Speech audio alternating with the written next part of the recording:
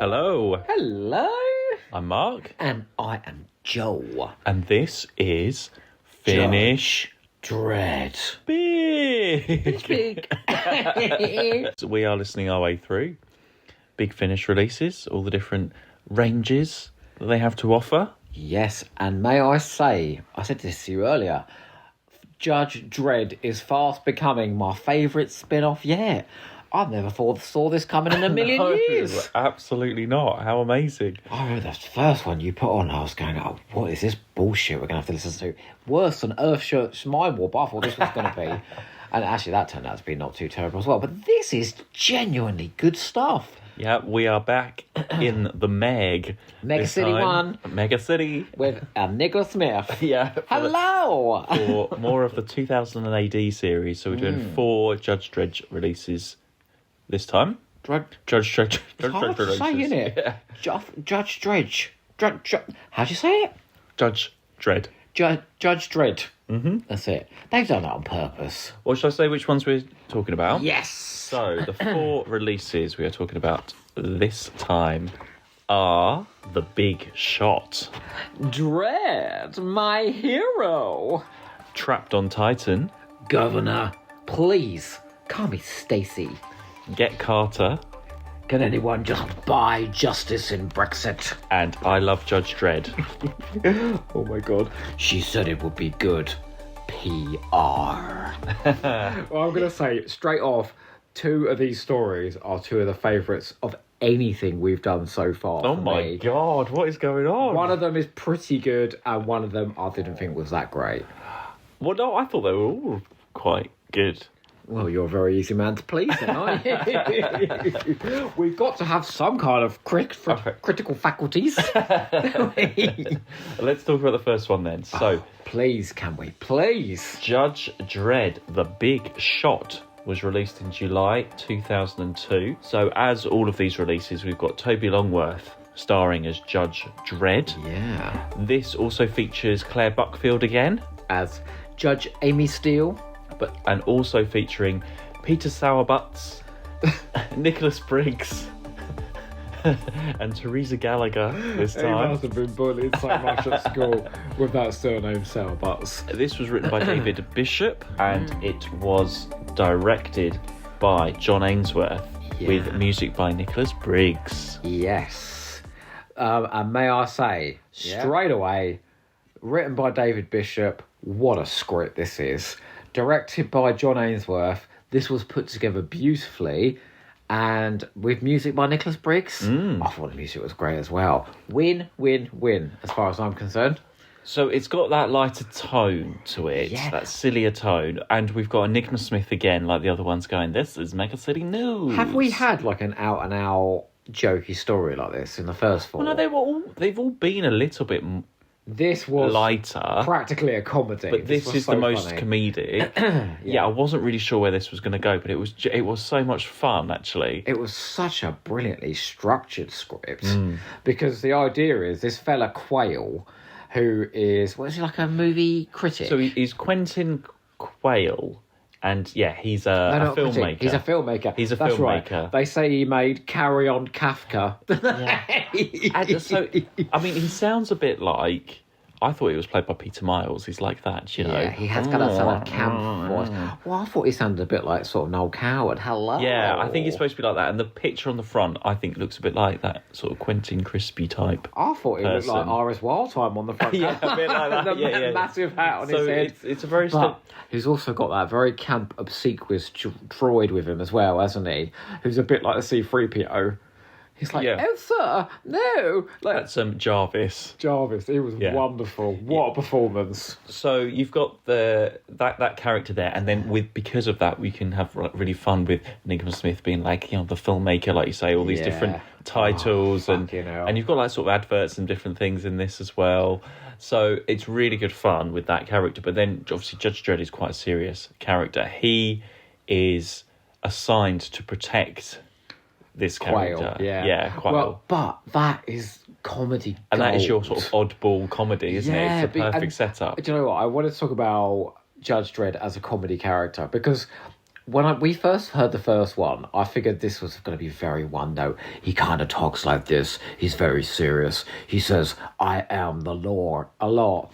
But the thing is, right, it's like the Brigadier in the third Doctor stories, and it's like Captain Mannering in Dad's Army.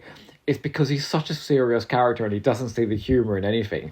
You drop those characters in absurd situations and it's just a fucking riot. So you've got Dredd, who's forced to shack up with this camp, crazy film director. And the contrast is brilliant. You've got him being very subtle, and then you've got the other fella being so over the top. You put them in a scene together. It's hilarious. And David Bishop really, really got that comedy right.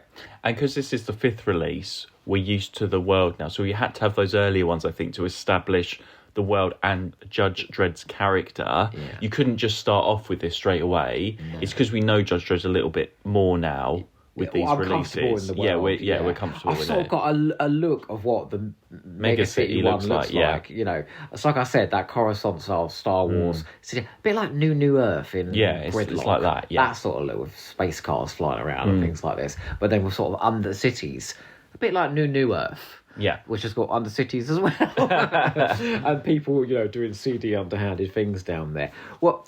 Because I wrote down a few details, because I think David Bishop is the one writer who really gets this world, and he just keeps adding little layers. So, like, he has a bit where there's an advert for downloading books into your cerebral cortex, and Enigma Smith goes, "No more paper books, folks. You can only download books now into your cerebral cortex." There's a smokatorium, so there's like smoking areas. Please, can we do that now? I suppose that's outside. I suppose so, isn't it? Yeah. He talks about a psi division, so there's precognitive judges that can see crimes that are going to happen in the future just by people thinking about them. That's really clever. It's the first mention of the sex mechs, and more on that later. There's a couple of adverts we get in. One's called Culture Vulture. Culture Vulture. You ready for this? The tagline is arts and crafts. Just for snobs. It's very silly, isn't it? And I wonder if that is in the original comic strips or anything, any of these things, or they've just added that. They're comics, tone so into it. They're probably basically they don't do comics for serious adults. Yeah, it's graphic novels, isn't it? It's not kids. No, these were strips in comics, 2000 AD comics. I know, but for adults as well. I don't think 2000 AD was geared at. Okay. No, not serious adults. I know. It was geared at sort of 12, 13-year-olds, wasn't it? Who like a sort of... Well, you're not having sex robots in the 12-year-old comic strips, are you? I think this might be Big Finish. Yeah, exactly, that's what I'm saying. In particular, Johnny Morris having a bit of fun with the idea. But, what did you think about Mega City News? She goes, Mega City News, good news. Judge Dredd is there with Quail at his premiere. Bad news. Someone has tried to assassinate him. Oh. Yeah. So basically, someone is trying to assassinate him. Judge Dredd needs to work out who it is. And there's lots of red herrings. There's a bit of an investigation going on. And you're not sure actually who it is. And they think it's somebody else. And this is where Amy Steele comes in, because she's helping. She's going off and... She doesn't do a lot, actually. She's doing all the investigating whilst... He's doing all the comedy, isn't he? He's stuck at the after party. You want me to test your food for you? At one point, you thought it was Enigma Smith, the newsreader, you said to me. I was like, no, it can't be. No, I thought maybe she's a clone of Enigma Smith, because she was there at the premiere, wasn't she? I thought she was going to try and kill him. Yeah. Yeah, but then there's a nice twist, actually, in this. It was a great twist. It was really brilliant. And also, this... helper, this robot helper of his, Jarvis, at the end you were like, oh, that's a really great performance. Who is it? And I was like, it's Nicholas Briggs. I couldn't believe it. And you cannot tell it's Nicholas. It's the first time where you actually cannot tell it's him.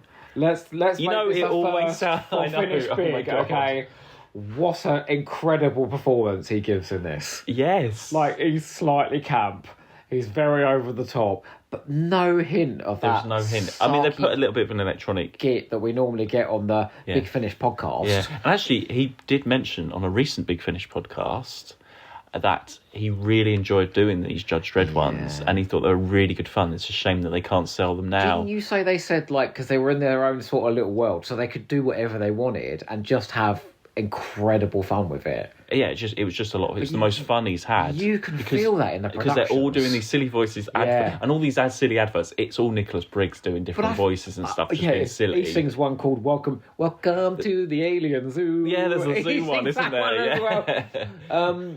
But I feel like David Bishop's written his script, and then they've gone, "Oh, wouldn't it be fun if we had culture vulture?" And they've added all those stuff bits like in. that. Yeah, all these little. It breaks up the story as well quite a lot.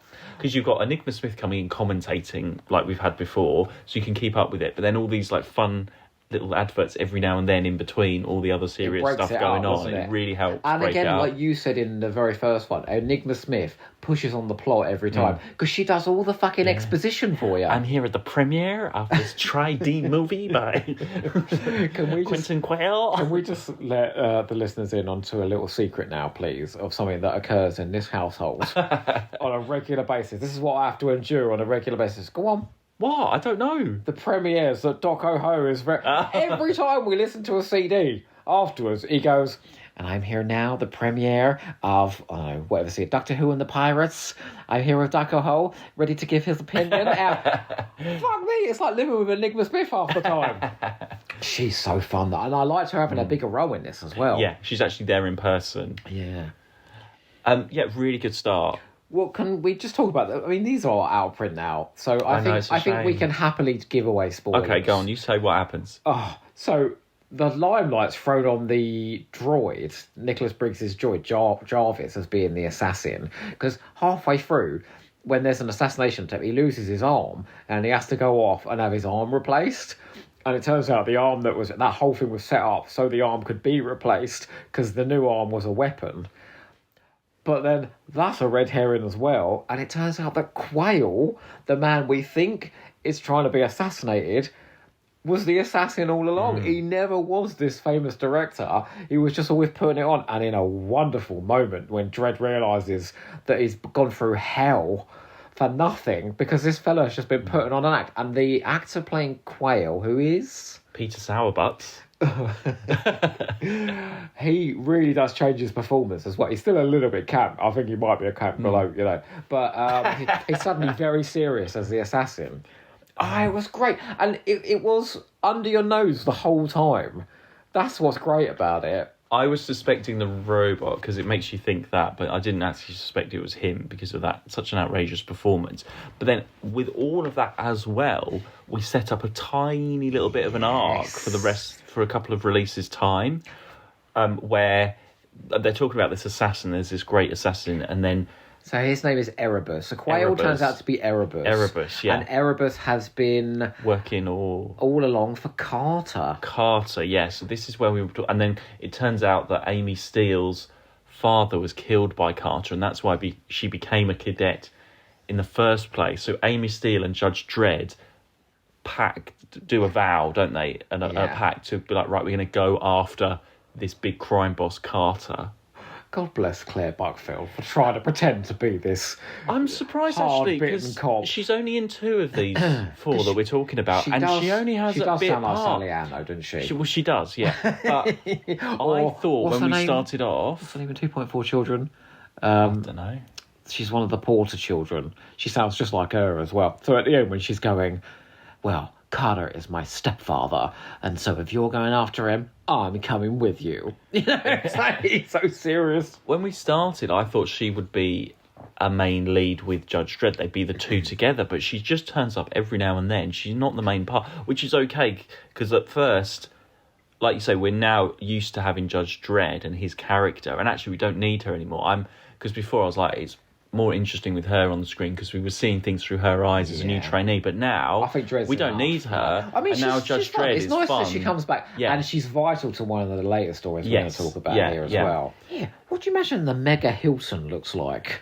Well, it's just like a big, huge skyscraper with. Oh, I just saw it as this enormous behemoth hotel. Can I just say one final thing about the big shot then? Which was just the most fun. I just did never imagine having this much fun with these Judge Dredd audios. And this shows you how different this is from Doctor Who. The way that they managed to stop Erebus / Quayle at the end of the story. Because Dredd does a cavity search right at the beginning of the story, and I think he knew, didn't he? Right that back then, he knew, I think, that he was the assassin because he puts a bomb up his butt when he's doing a cavity search, and he goes, "Are you trying to tell me you put a bomb where the sun don't shine, creep?" And he basically blows up from the arse first. Oh, it was just glorious. I mean, I never thought they would be this silly and comic. These 2000 AD ones. No, it's great. It makes it more interesting and fun. Can I have a little bit of a rant? Here we go.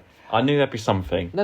It's not about this. It's about what Big Finish is doing now. Oh, here we go. Yeah, I knew there'd be something. But I've got a serious point to make about this. Okay. And it's not just how terrible the Once and Future stories are, which I've been over ad nauseum in other releases we've done. No, it's that this is exactly what Big Finish should be doing. They should be taking a hold of a range that doesn't have to go through Cardiff, so it hasn't got the Doctor Who label on it, so Cardiff can't sort of emasculate and censor it, because I think what's happening a lot of the time now is it's going to Cardiff, they go, "No, we're doing that on TV, you can't do it, go and do something safe with the monoids in it," or something like that, because we ain't going to do those. So do something that isn't going to be scrutinised by Cardiff, and just have the most incredible fun with it, and be imaginative, and be a bit naughty. Like this we'll get there in the fourth one. This sort of is a bit kinky at times, Judge Dredd. And but just make it the most incredibly immersive listening experience. I never thought I would say this about some obscure spin-off range back in the heyday of Big Finish, right at the beginning. But I think this is exactly what they should be aiming for. Yeah, agreed. Yeah, it's not a chore to listen to these at all. No, it is a chore to listen to Once in Future, though. Oh, God. Right, let's wait till next month for the next episode. Right. Well, but summing up The Big Shot, 10 out of 10. Wow. You heard it here first, everyone. Don't go home. And I'm not sure this is the best of the four either. That's how good these are. Hell. So how do you find these now? You can't buy them, can you? I have a look on YouTube, everyone. There's a couple of them that have been put up by somebody on YouTube. There? Yes. Okay, well, have a look on there. Otherwise, we'll be willing to sell our copies for £500 each. Because they're long out of print. It's a shame. It is real because shame these are that very they can't, good. because they're not selling the download. Well, this before downloads. So yeah. I've got some bad news for you. What? I'm afraid you are being arrested for crimes against reviewing Big Finish, and I'm taking you straight to Titan. Well, the next story is called Trapped on Titan. Did you see what I did there? Very good. Thank you. It was released in September 2002, and this story features, because there's a big sticker on the front of the cover. Why? Guest starring Nicola Bryant from Doctor Who. What a draw. Don't you take the piss out of me next time I say Jenna from Blake Seven's a big draw in these Big Finish audios, alright? This also features Adam Blogg. Adam Blogg? I don't know. Blaug. Andrew Fettes. I think that's Blaug. Andrew Fettes. Is he the one who got married to Joe Carsterton? No, Verona Shard. He's in Auton, isn't he? Oh, he's married that soldier. Married to Veronica Shard. With Verona Shard. Listen to this. Auton 1. Listeners of Finish Big, should you wish to hear Veronica Shard, who plays... Verona Shard. Who's she play? Janice. She plays Janice in Auton #1. She's got a fabulous jazz album out there. Yes. All right. What's it called? I can't remember. Love by the Moonlight, or Red Dress, or something. We'll put it in the show notes, okay? Okay. This was... Yeah, what was he talking about? Oh, yeah. Trapped on Titan. This was written by Jonathan Clements. Directed by John Ainsworth. With music by Nicholas Briggs. John Ainsworth's direction just gets better and better as he goes along. He eventually does some of the Unbound ones, Storm of Angels and things like that. I think it's some of the best direction we've ever seen from Big Finish. So, after the last time when we set up this thing about going after Carter, we don't actually go after Carter. This is more of a standalone story. That's right. Why is Judge Dredd going to this prison? So Titan it's a prison planet, which we're probably all familiar with such likes of Blake 7 on that penal colony. And Frontier in Space. Right, all Doctor Who fans are familiar with a penal colony. Pretty much. Like Blake 7, Doctor Who, any 70s show. Personal lives? No, I'm just saying, penal colony was not a euphemism. Sci-fi penal colony, isn't it? Yes. Which is Titan in this. So Judge Dredd is on his way with Judge Morden, played by Nicola Bryant. That's right, yeah. And he's going undercover as a prisoner because there's something going on in this prison. So she's taking him as a prisoner. Well, she's going undercover as well, isn't she? Well, no, she's going because she's saying, I've got this prisoner, I'm coming. She's an official judge. Yeah, she's an official judge but as well. But she's also doing like a tour of the prison, isn't she? Yeah, she's like inspecting the prison. Mm-hmm. No Claire Buckfield in this at all. No. No other judges or anything. No. So then it's just those characters and the prison people. And, okay, so first up, Nicola Bryant. Interesting that she's doing her American accent in this, so she literally just sounds like Perry. It was very odd. I kept wondering why Perry had stumbled into a it does sound exactly like Perry. She's like, okay, Judge, are you ready? So we have learned one thing, at least, in Trapped on Titan, and that is Nicola Bryant cannot do different regions of America. But she has been in other stories, and she usually does a British accent, doesn't she? Yeah. Well, so I thought it would be an opportunity for her not to. She was good in this, I thought, but she's very serious. It's a very serious role. She doesn't get to have any fun. Like Peter Sourbots in the first story, he was having incredible fun. Nicholas Briggs in the last story of this set, he's having amazing. Nicola Bryant's just got this very serious role where she's going around the prison. But she's playing a judge, so you have to have that seriousness. And it's quite a nice self-contained story about something happened there 30 years ago. There's a crystal, or I can't remember what it was called now.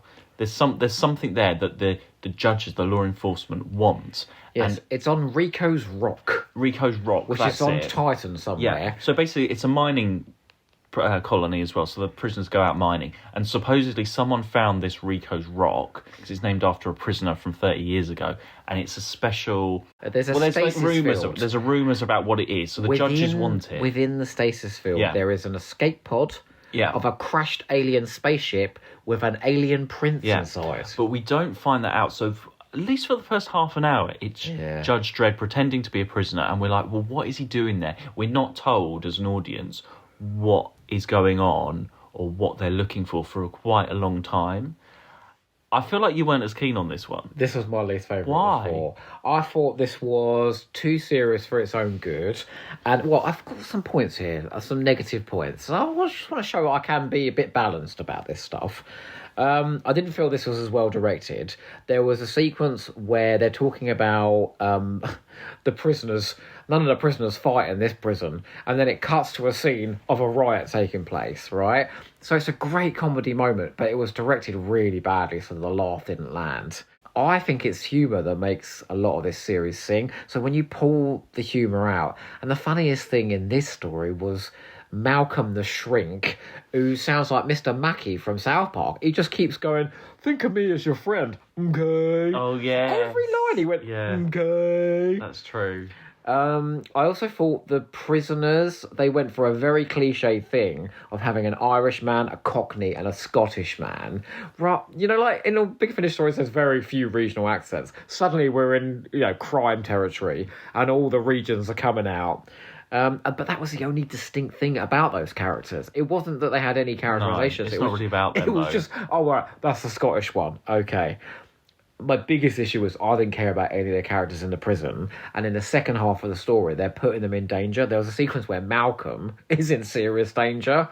This Shrink, who's not funny. And I was like, I don't care whether he lives or dies. No. So I sort of switched off because I was like, well, if I don't care about anybody in this, why am I engaged? I was interested with what they were finding out and what this rock thing would be. Are you happy with the answers?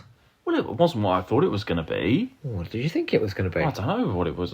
Because you set up like it's some escape thing, like whoever finds this manages to get off Titan, but it's not. You didn't think it was some whole alien Trapped on Titan escape room. That would be good, wouldn't it? No, it was something different, especially coming after the other one. A different tone. I can see why they went that way. I think there was no Enigma Smith.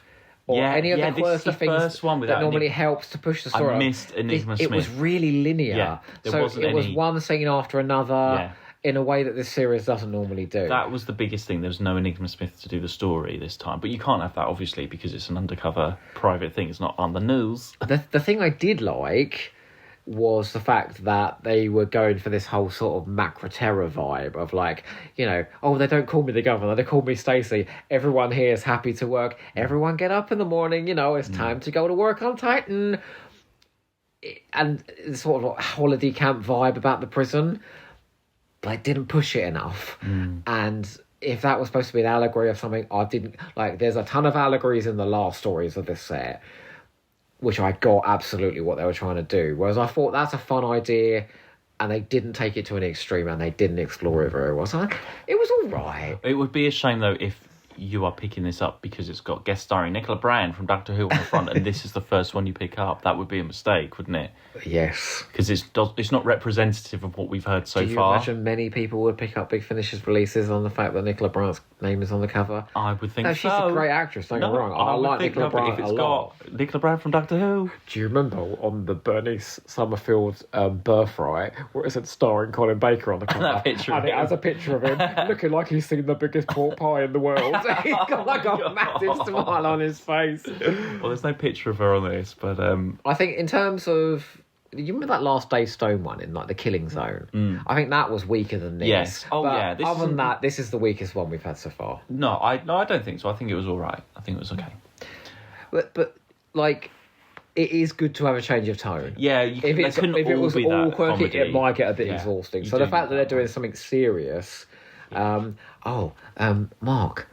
I've got some terrible news for you. Oh my God, what? I've heard news that that your stepfather has been found doing nefarious activities in Brexit. Brit-sit, yes. Oh, was it Britsit? Brit-sit, Brit-city. I was writing Brexit. No. Anyway, well, we are talking about... I thought they were doing Brexit before its time. No. I thought, it sounds like Brexit. That is amazing. They've been putting their side judges to work. Yes. What's going on? England's going to leave the European Union. Right, Brexit into Judge Dredd. Well, we are talking about the next release, Get Carter, released my God. in October 2002. I certainly hope you get the parody with the title. Yes, absolutely, yeah. Have you seen the film? Like the Michael Caine film, yeah. I've never seen it. Have you not? Is it similar themes?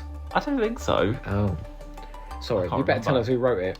Well, this features Claire Buckfield now as Amy Steele. We've got Jeremy James. We've got Trevor Littledale. Stephen Wickham. Written by David Bishop. Directed by John Ainsworth. And music by Ian Potter and Nicholas Briggs. Ian Potter's done the music? And Nicholas Briggs. Oh, okay. Well, we've got a striking musician there doing the work for us. This is picking up the arc thing about Carter. So Amy Steele and Judge Dredd are off to Brit-sit, basically England, in the Mecca City. I don't know how far away it is, because he doesn't say. He says about we're stopping off at Milton Keynes. I never thought Judge Dredd would go to Milton Keynes. Did you notice in the first story of this set, what was it called again? Big Shot. Yeah. They mentioned Brexit in that a couple of times, haven't they? Yeah. They're setting up things for the future. Yeah. They're very clever. And this is where Amy Steele is from, because she hasn't got the American accent. Obviously, she is British, so she goes back to see her mother. So we start the story with Amy Steele recollecting the death of her father. So something's going down in their house. It's very damaged goods, isn't it? Yeah. Do you remember the beginning of that? Where there's a little girl waking up and there's something dodgy going on in the house. And she's going up. She says something many times that I say to you in this house. What's that? Wake up, Daddy. Wake up, Daddy. Wake. That's it. No. So we're like, okay, so he's been killed. Something's gone down. She doesn't remember who murdered him. But the strong suspect is Carter. The stepfather. Yeah. And the mother won't talk about it or give her any answers. Anyway, so she goes back there. Judge Dredd is on his way to find out as well. So they've got two sort of pronged attack on this. They are separate. It's a good, strong premise. We're still going after her stepfather, trying to find out the mystery of her father. And Harry Carter is played by Stephen Wickham, who was Joseph in Bernice. Down Christopher Wickham. I don't know. Who's Christopher Wickham? I've no idea. Stephen Wickham is Joseph, and fella from Pompeii. He's done a lot of Big Finish already, yeah. And he was in Phantasmagoria. I mean, he's been in everything. It's got a voice, whole deep voice like that. No, wait. But he was doing a great voice for this because he was doing this sort of weird, sinister, again, slightly camp voice. I thought he was great as the criminal. You can tell Jeremy James as well as all the various different voices and people that Judge Dredd meets on the street. Fun. Yeah, well, he's doing loads as well. Yeah, but I do love that. I love all, like Six Squid and all this, all these aliens that they meet, these random people, and these random droids with silly voices. It feels very Star Wars. I wanted to know about the mystery about the father and everything, but there was a lot of other few bits and pieces, a lot of crime gang stuff. It didn't keep my interest as much as the other ones in this one. There's not as much as Trapped on Titan. No, I prefer Trapped on Titan, I think. Oh, I prefer this one. No, I sort of drifted off a little bit. It was more difficult to concentrate on this one. No Enigma Smith again, because it's not in the news. It's not part of the... I mean, I did put some positive points here. I did like this being Judge Dredd, the series, being done as like a properly adult drama. And I thought that worked, because this was a character drama. So, I said in the last one, Trapped on Titan, why I don't give a shit. This is about Amy Steele, who is established and I know and like. And actually, I thought Claire Buckfield acquitted herself beautifully in this story. She has to confront the news, spoilers everybody, and it's another great twist that she killed her own father in the past, aged 5. How did she do that again? Did she pick up a gun and shoot him? Yeah, it was a bit of an accident. This gun went off. So that was a good twist. Been taken off her, yeah? That's a great twist. It was a good twist that it was her. The only thing I'm scared of is I'm going to start looking for these big twists now in Judge Dredd. Yeah, there's a lot of them, every story has had a great twist at the end, and I'm like, oh, okay. So it's like when you watch an M. Night Shyamalan movie, and you go, right, what's the big twist going to be this time? I do like an M. Night Shyamalan movie. Well, that's why you like Judge Dredd as well, then, isn't it? I said it's very nice that they're exploring other parts of the planet, so we're sort of getting a view of... In my head, I don't know if it is like literally like from America to Britain, or it's just got the tube, or it's like Mega City has all these different... does have Brit sit... Yeah, it was a within the city. Do you know what I saw? What? So, the Spaceship UK in Oh, yes, Below? yeah. Because it was, the city like name. that. Yeah, it was like that. Well, the cover of this has the Union Jack on the front. I liked the conclusion as well, where Amy Steele's forced to shoot her mother. I thought that was really clever. So, the assassin Carter has put he's controlling her. Well, he's put a thing in her head where she can't hurt him. And he can control her, so he gets her to shoot her mother, which is a shocking thing. So I'm wondering where Amy's going to go next after this. And the knock-on effect of that is we get to see Judge Dredd being really gentle with Amy Steele, which is really nice, because normally he's so serious. Well, it is nice, but they haven't actually had that much time together over all these releases. No, I know. I'm hoping it's not like they are. They're not partners. She does about 10 of these. I don't know, but they're not like partners. And they're together all the time. Like Mulder and Scully or whatever. I don't know. I'm trying to think of crime partners, but I can't think of any. I'm surprised that they haven't really built up a relationship. But this, again, is touching on themes that Doctor Who wouldn't touch. So there's a strong hint that Amy's mother is being beaten by Amy's stepfather, and domestic violence is somewhere where Doctor Who doesn't often go, except Fear Her, oddly, of all the choices. I thought this was rather good. I did say I thought the scenes were a bit too short at the beginning. I think that's where I lost my interest, because they kept cutting away after about 30 seconds back between Amy and Judge Dredd. And so I was like, there's not enough time for these things to settle in for me to get interested. Or I put the curse of doubling up. I could tell the same actors were putting on different voices. Well, you got Hannah Smith playing, Eve Carter, Judge Dalton, Computer, Miss Winters, Jeremy James has 3. Yeah. Toby Longworth has like 3 as well. He's the driver. He's probably talking to himself in half of it as well. You can tell Gary Russell's had no part in this, because he hates doubling up, doesn't he? So I think he wouldn't... Toby Longworth plays Adam Steele, the dad, as well as Judge Dredd. No, oh my God, he's amazing. Isn't he the one that Lisa Bauman said in our fabulous interview, he can do anything? Well, he can do anything. Well, we're finding that out now, aren't we? Well, I'm so sad that you didn't enjoy this one so Not much. as much. No, it was just, the others were so good. Like you said, it was a really good bunch there. I think you and I actually like the lighter tone of the funnier They're ones. easier to listen to. Well, then I've got some shock news for you. Yeah? Yes. someone has been in touch and he'd like to do a documentary series all about you. Oh my God. Well, no, I think there should be a documentary series about Doggo Ho. No, it's going to be called A Day in the Life of Mark XXX. Oh no, Mark Raw XXX. Well, the next release Porn is called... star extraordinaire.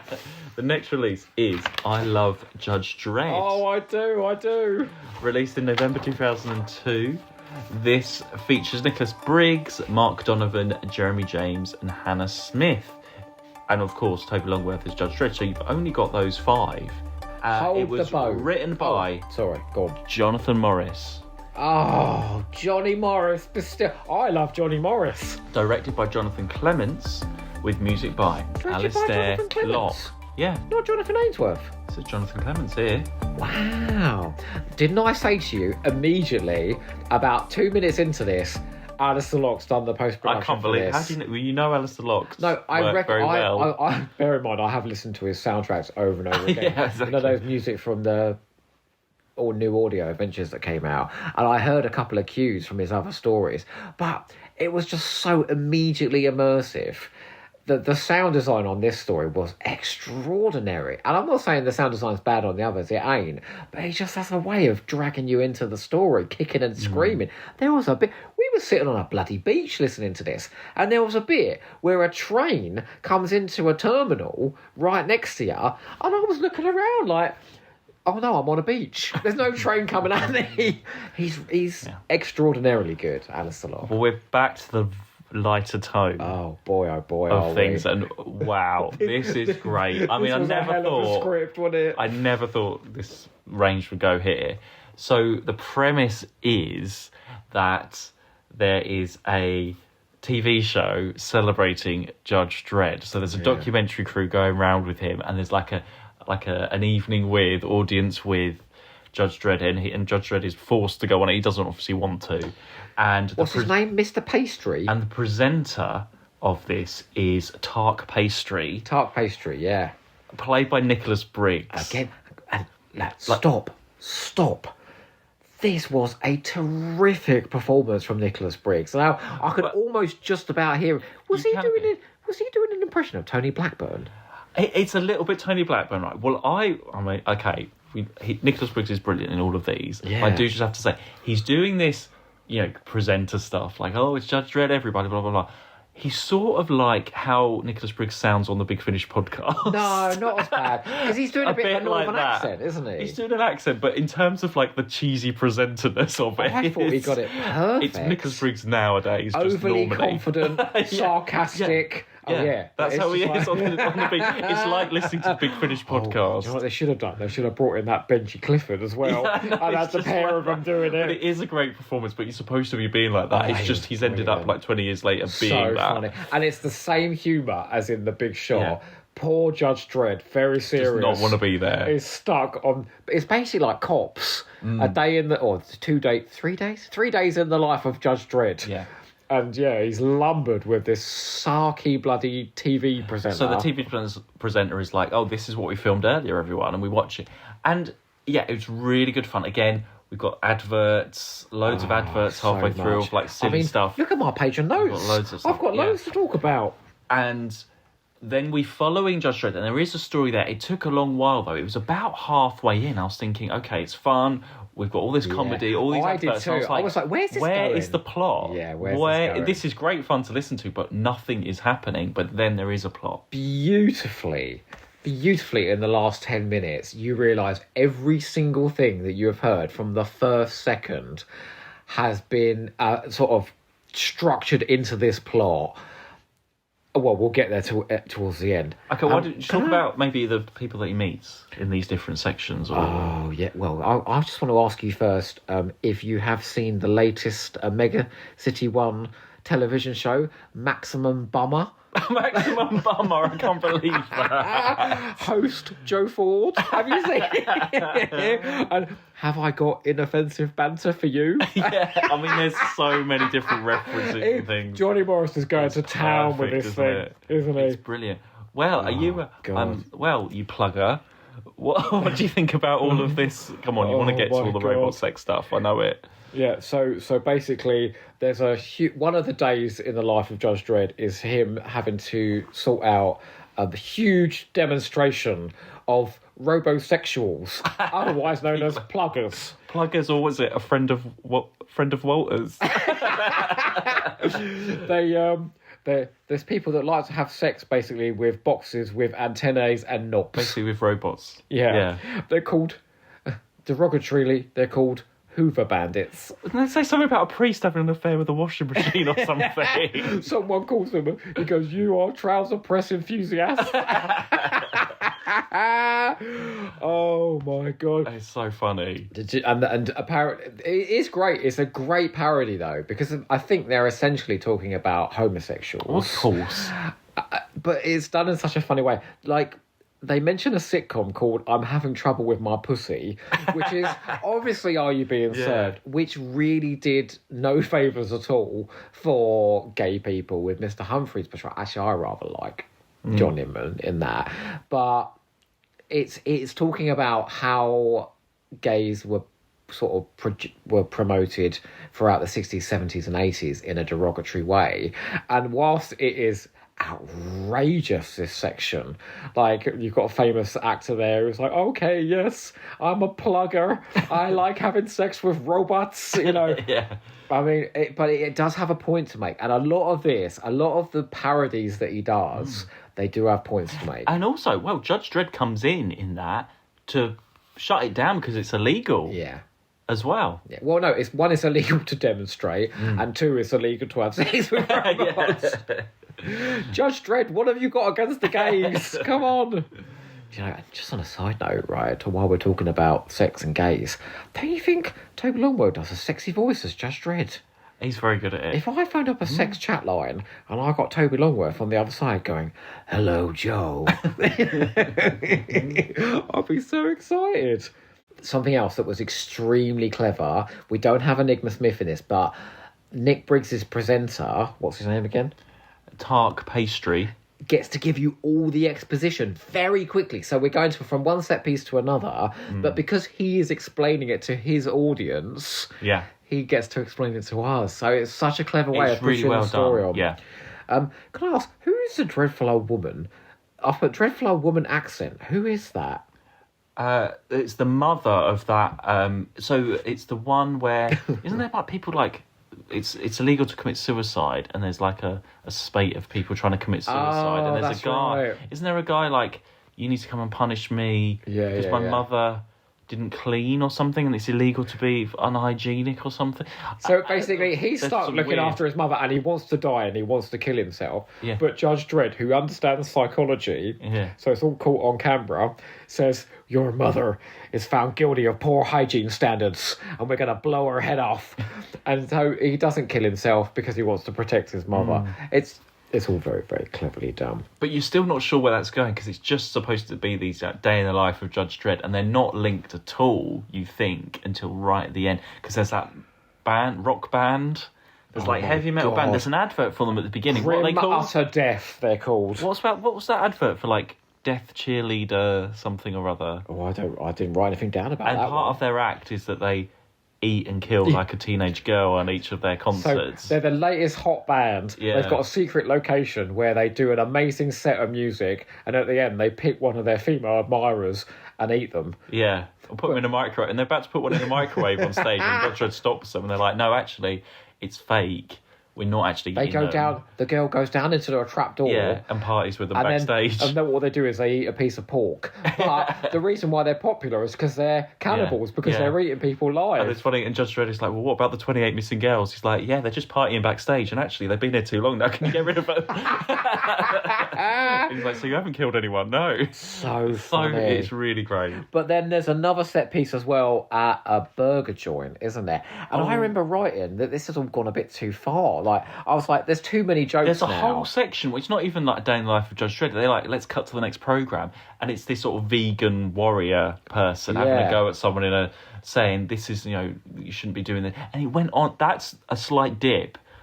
just over halfway, and I was like, "Where is this going? Who is this? What is this?" But it ties up in the story. end. But when you're listening to it, you don't know. You're like, "Okay, there's this whole program about vegan burgers now. All of a sudden, nothing to do with Judge Dredd, supposedly, but it does all wrap up." Yeah. Because the joke there is, see the consumer consumed.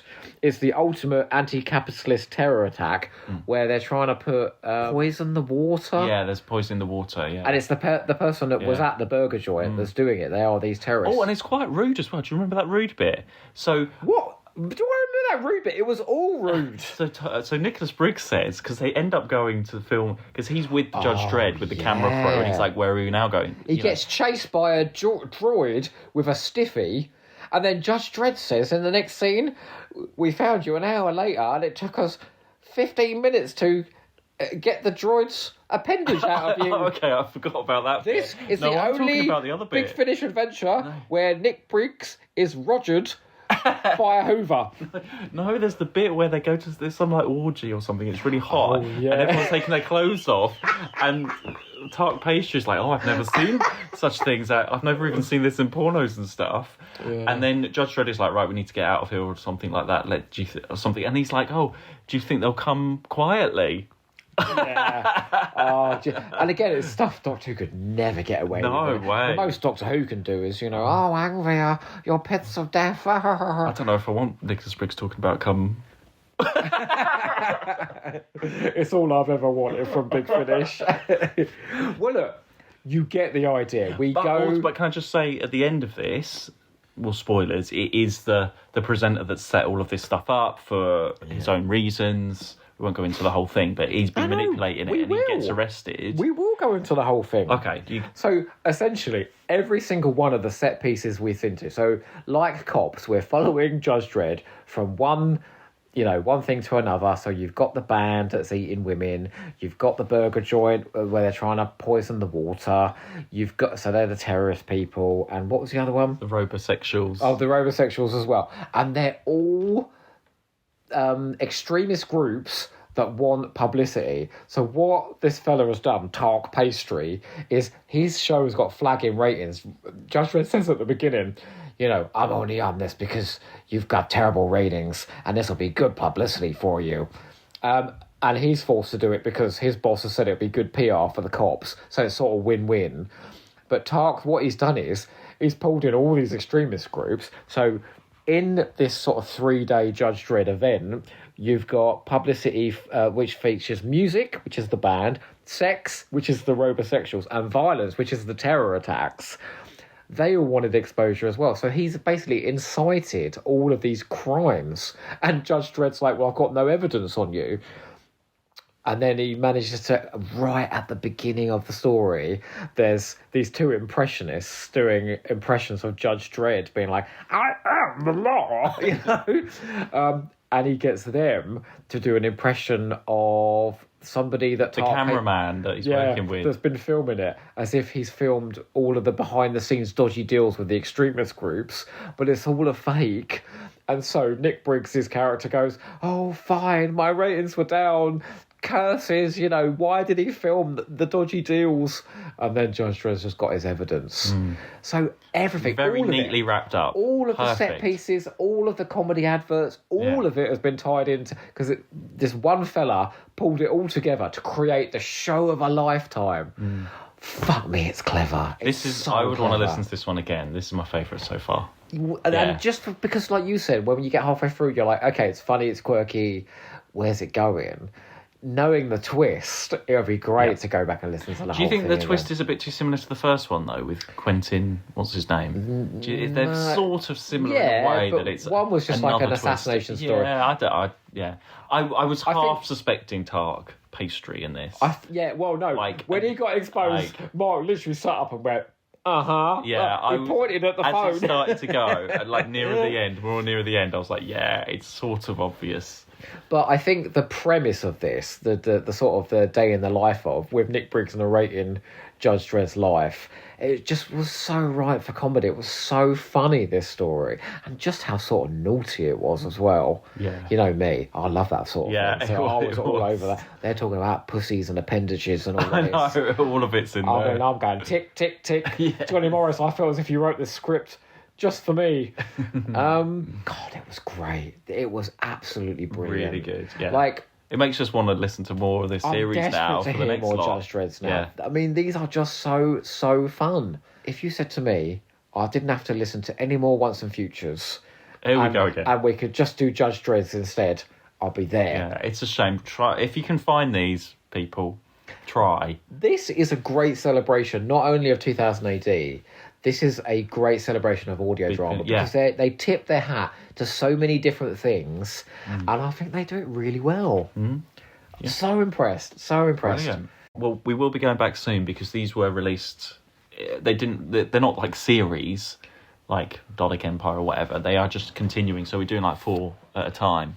I'm just trying to see if there's anything I didn't actually say.